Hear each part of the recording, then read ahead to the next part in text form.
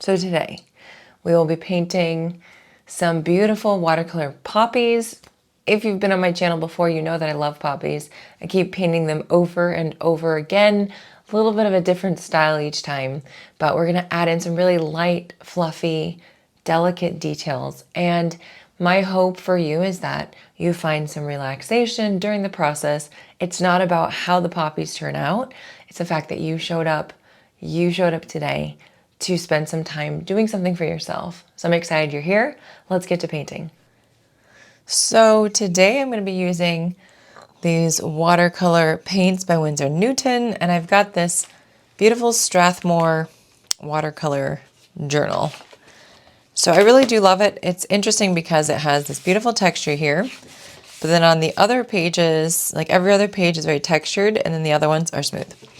But, so it just gives a variety. It's that inconsistency just can lend to different types of textures in your painting. So we just embrace what we have. Paper towel for dabbing, spray down your paints with your water. And then I've got a number 12 round and a number 6. So let's go get to it.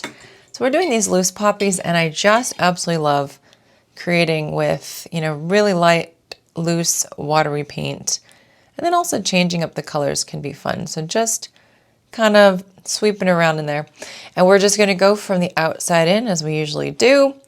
So press down and swoop around to get some nice petally shapes. The center will be around here. Grabbing a little bit of a different color in here for variation. And we're just swooping in towards that center. We'll grab a little bit of yellow to change up the colors.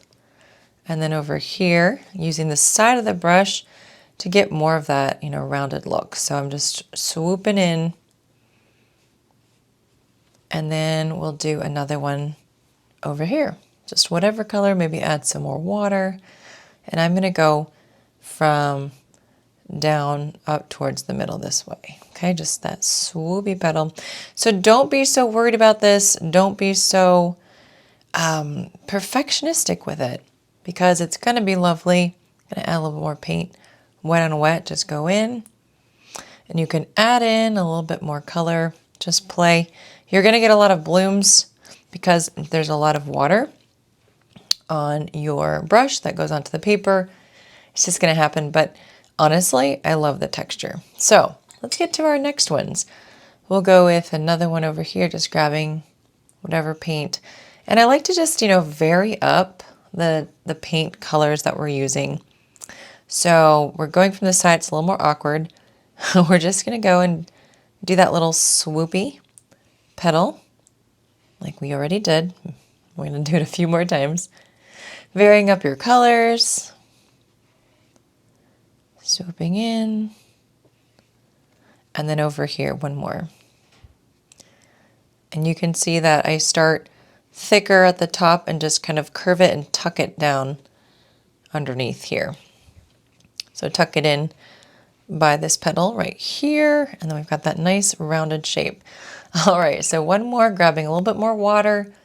And again, awkwardness, but it's just so nice to be able to learn to paint from different angles, like just moving your wrist around and just kind of working on the muscle memory. Grabbing some pink here. You can see I'm working so quickly, and I'm just not worried too much about, specific petal shapes. I just want it to swoop over. And now we've got a variation. This is very fluffy and piecey, and this one is more smooth and rounded. I'm just going to put in some other color here over the top, a little bit of wet on wet. There we go. Okay, and it is off-centered, which I'm totally fine with. We're going to find the balance by adding in the little buds next. So before we do the buds, I like to get the green ready and get the stems going. So I just swirl my brush and pick up some green. This is a nice sap green color. And then I've got my green gold, which is more yellowy. It's kind of mixed with the sap now, but still really nice and bright. And then I've got my emeraldy green, really dark green.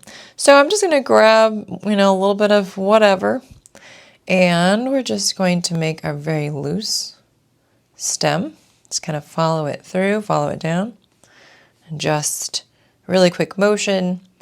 This one right here, just kind of let it curve, crisscross. And then we'll do one more right here and curve it around. So now I'm going to do those buds that I promised you, grabbing a little more water. And I like to do a little C curve shape here. And then another one over here, leaving a little white space for the bud. And this one is going to have a nice little curved stem coming through.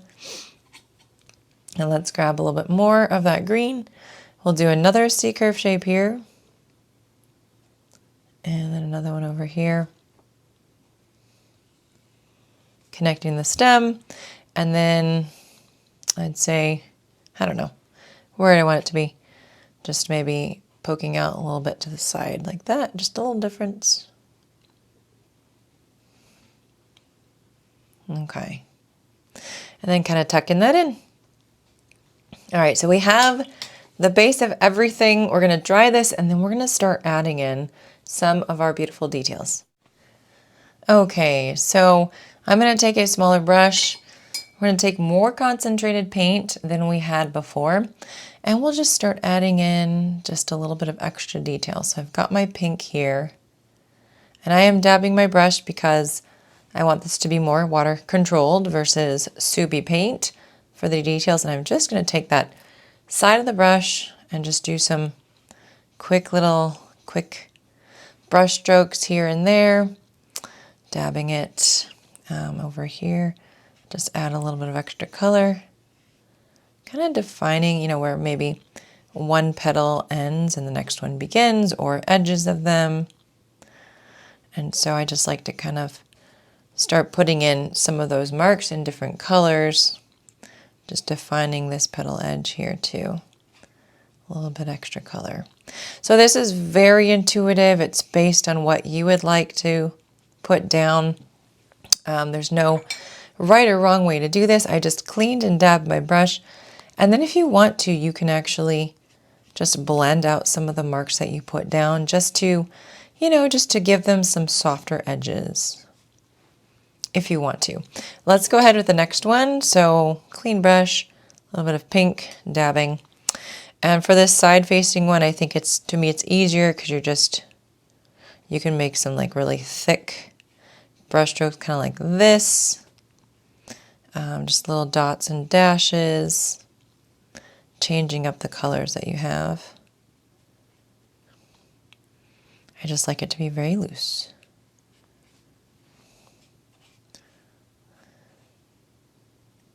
And just go with the motion that you're seeing in the flower. If the flower petal is curved here, you certainly want to curve your marks, your lines, so that you're flowing with that. And then over here too, I'm just going to add in some definition between this part of the petal and the next one. And then I've got some yellow. I might add a little bit of that in there at the top. And clean my brush. And then just kind of soften some of those edges. All right. So I want to add in some color in those buds. So I'll just grab this pink and just dab it in there. And it's okay. It's okay if it spreads because, it's kind of spreading everywhere. Spreading everywhere, it's wet, but it's a beautiful part of the watercolor. Okay, so these, as they are dry, we're just going to add in some darkness here. Just working on some high contrast. So the idea of high contrast is if you have your very light versions and then your mid-tones or your medium values. Value is the lightness and the darkness of a color.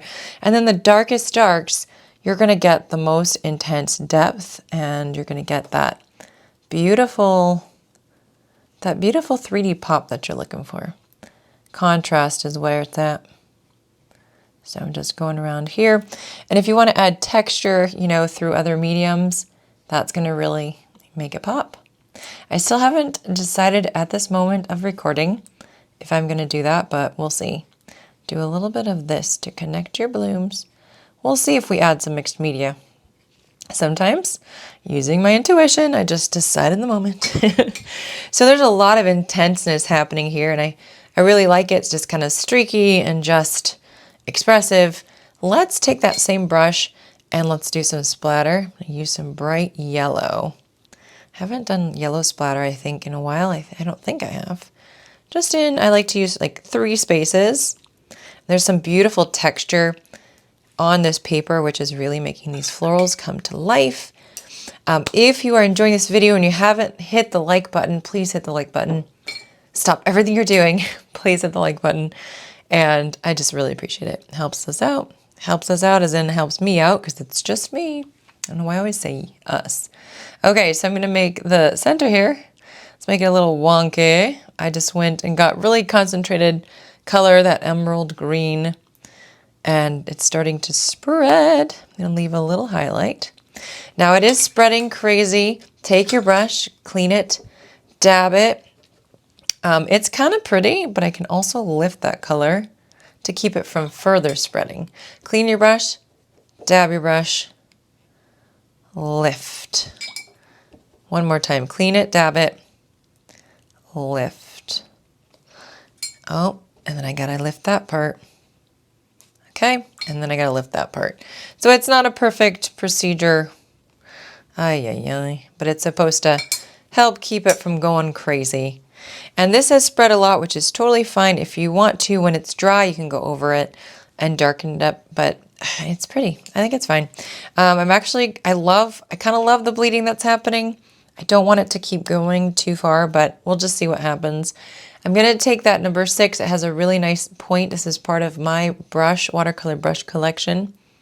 And I'm just going to take some of that paint, very concentrated, dab the brush. And let's see if we can just do those little eyelashes, okay? Just to fancy up our poppy. And I don't know if it's going to keep spreading. I'm going to do little dots. I'm very curious about how much spreading it's going to do. But I'm also embracing whatever it's doing. So little tiny dotties. Just make it real pretty. Cleaning the brush, dabbing that brush. You are so sassy that you just want to keep going. Not you, the flower. There we go. Lifting, lifting, lifting. And I'm just going to dry this while you're watching. Push that paint. All right, that's good enough. I think I can add in some little eyelashes now, and it should be okay. So let's try it together. Dabbing, adding little eyelashes, and some little dotties. There we go. Okay, well, so at this point you can leave it like this, or if you want to get really fancy, you can take a black pen and start to define some petals further. I actually really like how this turned out, so I think I'm going to just leave it. But if you want to follow your heart and your intuition as I darken this up, you can add some mixed media to this. I've decided not to at this point, but I'm going to define this a little bit more on top of the spread. Yeah, and just see, what you like. Maybe you can do this several times and see what your favorite look is. But I think at this point, for me, it's done. Thank you for painting with me today. I hope you learned a lot. I hope you learned, if anything, to relax your body, to just enjoy the present moment. And tomorrow, on Monday, I have a free class, so click the link below so that you can sign up for the free class. We have so much fun over there. We paint, and it's a large group of people that are just wanting to do a fun watercolor project together. So I hope to see you over there. I still have spots left for my art retreats, so again, link below. And if you don't know what to watch next, you can watch this video, and hopefully it helps you relax even further. All right, happy painting and happy mental health. Mwah.